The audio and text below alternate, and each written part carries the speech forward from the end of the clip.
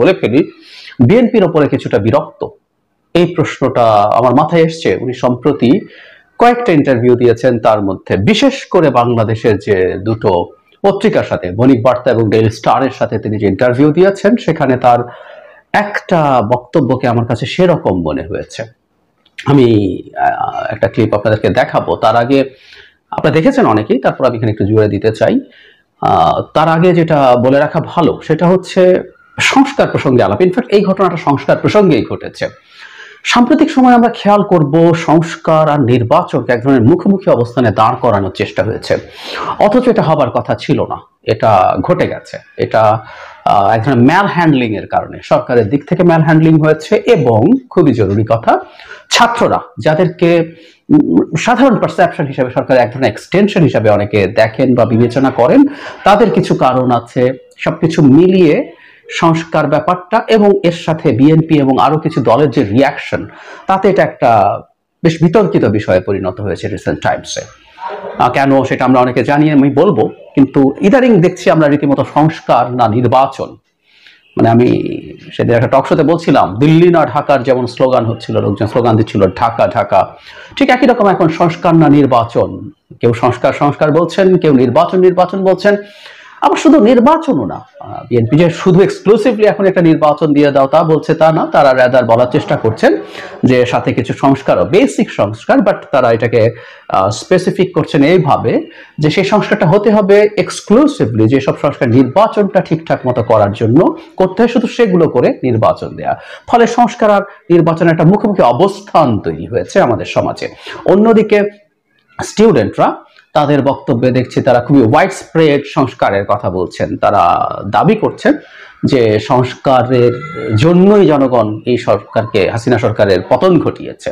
এটা শুধুমাত্র একটা নির্বাচনের জন্য না, দেশে যাতে তাদের ভাষায় ফ্যাসিস্ট রেজিম আর কখনো ক্ষমতায় আসতে না পারে, সেটার জন্য যা যা প্রয়োজনীয় সাংবিধানিক এবং প্রাতিষ্ঠানিক সংস্কার প্রয়োজন, রাষ্ট্রীয় সংস্কার প্রয়োজন, সবকিছু তারা করে বাংলাদেশে ভবিষ্যতে ফ্যাসিজম থেকে ফুল প্রুফ ব্যবস্থা তারা করে যেতে চান।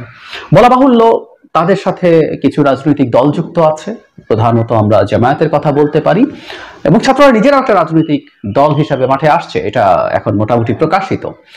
অন্যদিকে বিএনপি সংস্কারে কিছু কথা বলছিলেন এবং তারা দাবি করছিলেন, তারা দাবি করেন এখনো যে তারাই সংস্কারের আলাপ প্রথম এনেছেন। কথাটা যুক্তির দিক থেকে বা তথ্যের দিক থেকে ভুল না। বিএনপি 27 দফা করেছিল, তারপর 31 দফা করেছে। তারা গণতন্ত্র মঞ্চ এবং অন্যান্য অপরাপর শরিকদের সাথে আলোচনার মাধ্যমে সেখানে নানা সংস্কারের কথা আছে।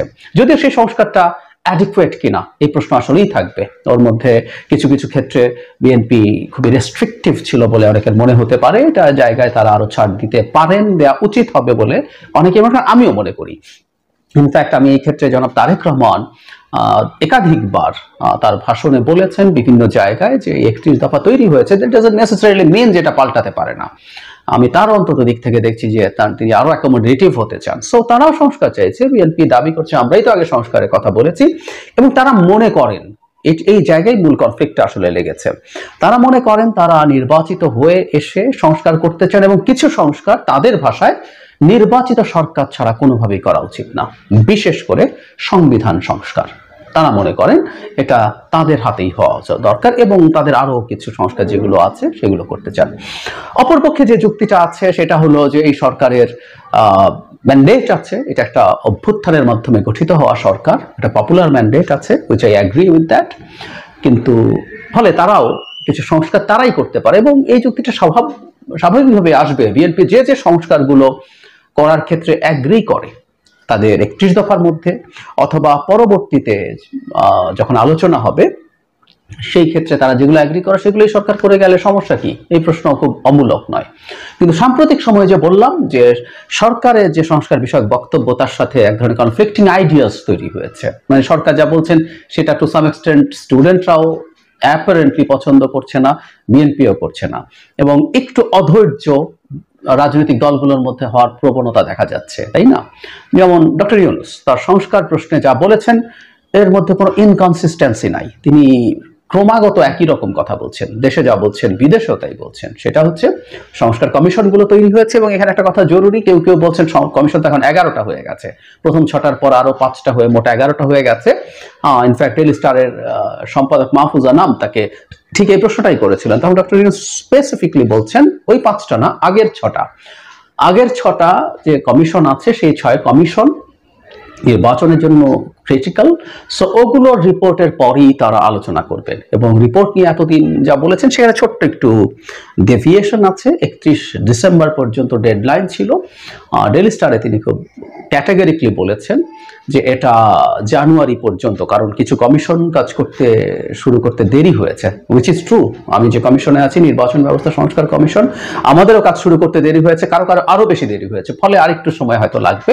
কিন্তু সরকার যেটা বলছে, which is very consistent, doctor Yunus at least যেটা বলছেন, যেটা পাওয়ার পর রাজনৈতিক দলগুলোর সাথে তিনি বসবেন, আদার স্টেক হোল্ডার্সের সাথে বসে তিনি একটা কনসেনসাস তৈরির চেষ্টা করবেন যে কতগুলো সংস্কার আসতে পারে। এবং খুব স্পষ্টভাবে এখনকার এই ইন্টারভিউগুলোতে তিনি বলেছেন, বসে সবাই মিলে যদি সিদ্ধান্ত নেয় তাহলে 10টা এখন করব, তো 10টা করে ফেলবো, বাকিগুলো পরে চলে যাক, পরের সরকার করবে একমত যদি হয়, বা কতটুকু করবে পরে। এবং একটা পর্যায়ে, যেহেতু আমাদের মতৈক্য হওয়া খুব সহজ না, আমরা অনেক সময় আমাদের চিন্তায় সিরিয়াসলি ডিফার করি, সো সেই পয়েন্ট অফ ভিউতে উনি একদম ক্যাটাগরিক্যালি বলছেন যদি না হয়, কেউ যদি সংস্কার না চায় সংস্কার তারা বলে দিক, এবং কোনো সংস্কারে আমরা করবো না, আমরা নির্বাচন দিয়ে চলে যাব। এবং উনি বলছেন যে আমরা আসলে খুব বেশি কমফোর্টেবল নাই ক্ষমতায় থেকে, দায়িত্বে থেকে, তারা রেদার অনেকে চলে যেতে চাইছেন, তারা বলছেন দ্রুত কাজ শেষ করে আমরা চলে যাই, আমাদের কাজ পড়ে আছে, অনেকে তাদের সংসার চালাতে পারছেন না।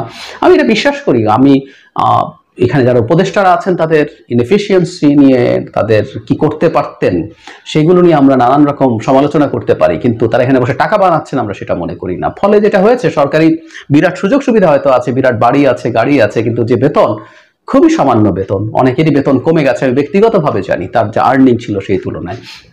ফলে এই ঘটনাটা তো ঘটছে। তো যাই হোক, উনি বলছেন আমরা খুব বসেই থাকতে চাইছি না, কিন্তু যখন উনি এই সংস্কার যদি না চায় তাহলে উনি এটা করবেন, এই কথাগুলো তিনি যখন বলছেন তার অ্যাটিটিউড, এটাই আসলে খুব গুরুত্বপূর্ণ, সেটা একটু দেখুন। যেগুলো কোনোটাই দরকার নেই, তাড়াতাড়ি নির্বাচন করবো। যদি বলে যে নির্বাচন দিয়ে দেন, আমরা নির্বাচনের জন্য প্রস্তুত। আর আমরা তো এই কাজের মানুষ না, আমরা বাইরের থেকে নিয়ে এসছে, তারাই পছন্দ করে এনেছে, কাজে আমরা যুদ্ধর পরই উদ্ধার করি। অর্থনীতি লন্ডভন্ড, ব্যাংকিং সিস্টেম লন্ডভন্ড, ব্যবসা বাণিজ্য লন্ডভন্ড, যাদের নিয়ে আমাদের কাজ করতে হয় এই উপদেষ্টা মণ্ডলী, তারা বলে আজকে আমার ছেড়ে দেন, আমি কি করে চলবো, এই বেতনে আমার ছেলের বেতন দিতে পারতেছি না, আমি যত তাড়াতাড়ি পারেন এই নির্বাচন দিয়ে দেন, আমরা যাই। আর আমাদের তো সাজানোর তো দরকার নেই, আমরা তো নির্বাচনে কন্টেস্ট করতে যাচ্ছি না যে সুন্দর দেখাইতে হবে আমাদেরকে, আমাদের তো সেই ঠেকা নেই, আমরা যা আছে সেটাই বলি, বরং খারাপ হলে সেটা তাড়াতাড়ি বলি যে ভাই এই খারাপ অবস্থা আমরা পাই। আশা করি দেখেছেন, আমি আগে বলেছি এবং অনেকেই এই তথ্যটা জানেন যে আমাদের কমিউনিকেশনের খুব গুরুত্বপূর্ণ একটা অংশ আসলে হয় আমরা মানুষটাকে দেখলে, আমরা বাক্য কি বলছে সেটাই খুব ছোট কমিউনিকেশন, একটা পার্সেন্টেজ আছে, only 7% of the communication is done by the text. So আপনি কাউকে টেক্সট মেসেজ করলে ওইটুকু হয়। আপনি কারো ভয়েস যদি শোনেন, আমাদের ভয়েসের এক ধরনের চেঞ্জ থাকে, আমাদের ইন্টোনেশন, স্ট্রেস, এটাকে ইনফ্লেকশন অফ ভয়েস বলে। ইনফ্লেকশন অফ ভয়েস যদি যুক্ত হয় টেক্সটের সাথে, দেন দ্য কমিউনিকেশন ইজ 45%, and 100% হয় আমি যদি আপনাকে দেখতে পারি, আপনার ফেশিয়াল এক্সপ্রেশনস এবং আপনার বডি ল্যাঙ্গুয়েজ। সো আমরা যদি কারোর সাথে ফুললি কমিউনিকেটেড হতে চাই, তাকে দেখা দরকার, ভিডিওতে দেখলেও সেটা হবে। সো ডক্টর ইউনূস যেভাবে কথা বলেছেন, আমরা আশা করি আপনি তার বডি ল্যাঙ্গুয়েজ, তার এক্সপ্রেশনস, তার কন্টেন্ট, তার ইনফ্লেকশন অফ দ্য ভয়েস, তিনি খুবই শান্ত মানুষ, খুবই শান্তভাবে কথা বলেন, কর্ডিয়ালি কথা বলেন, ওয়ার্মলি কথা বলেন, কিন্তু এখানে আমরা খেয়াল করবো তিনি অস্থির আছেন, তার মধ্যে অসন্তোষ আছে, এই বোধটা আমরা তার অন্তত আমি খুঁজে পেয়েছি। আমি ধারণা করি এটা তার ভেতরে তিনি চান যে কিছু রিফর্ম করে যেতে। উনি বহুবার বলেছেন যে বহু দিন পর একটা জাতি এই ধরনের সুযোগ পাই, সুযোগটা যেন আমরা কাজে লাগাই। উনি সংস্কারের পক্ষে আছেন, সেই ব্যাপারে আন্তরিকতা আছে তার, কিন্তু যদি সেটা না হয়ে থাকে, কারণ সাম্প্রতিক সময় আমি অবশ্য সাম্প্রতিক সময় বিএনপি বলছে যে খুব বেশি সংস্কার তারা চান না, তারা নির্বাচনের সাথে রিলেটেড সংস্কার চান, এই জায়গায় তারা চলে এসছেন। এটা নিয়ে কেউ কেউ বিএনপিকে ব্লেম করতে পারেন, বা এটা একটা অল্টারনেটিভ ব্যাখ্যাও করা যায়, আমার নিজস্ব একটা ব্যাখ্যা আছে, আমি সেটা নিয়েও আলাদাভাবে কথা বলবো, কেন তারা এই ধরনের জায়গায় যাচ্ছে, কার দায় তার জন্য, হোয়াটএভার।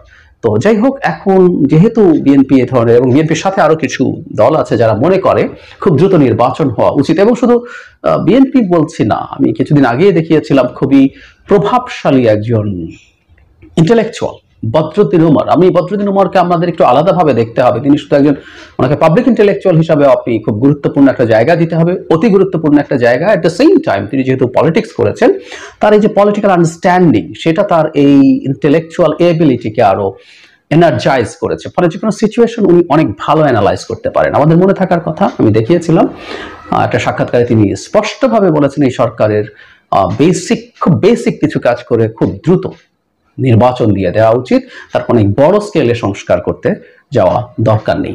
তো যাই হোক, সমাজের এখন আমাদের পলিটিক্যাল স্ফিয়ারের ছাত্রদের সাথে জামায়াতও একটু বেশি সংস্কার চাইছে, তারা একটু বেশি সময় দিতে চাইছে মনে হয়, বিএনপি তত সময় দিতে চাইছেন, এবং বিএনপির সাথে তার কিছু জোট সঙ্গী বা যুগপৎ, এখন তো জোট নেই, যুগপৎ আন্দোলন করেছে, দীর্ঘদিন থেকে একসাথে ছিল, এমন দলগুলো এই দাবি করছে।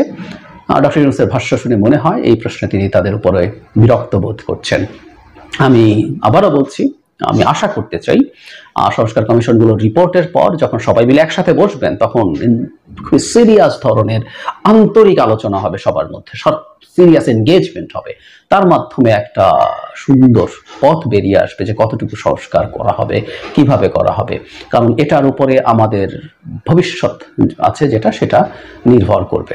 আমি আশা করি আমাদের প্রধান উপদেষ্টা খুবই ধৈর্যশীল মানুষ, প্রাজ্ঞ মানুষ, কিন্তু তিনি মানুষ, ফলে তিনি কিছুটা অস্থির হয়েছেন, কিছুটা বিরক্ত মনে হয়েছে আমার কাছে।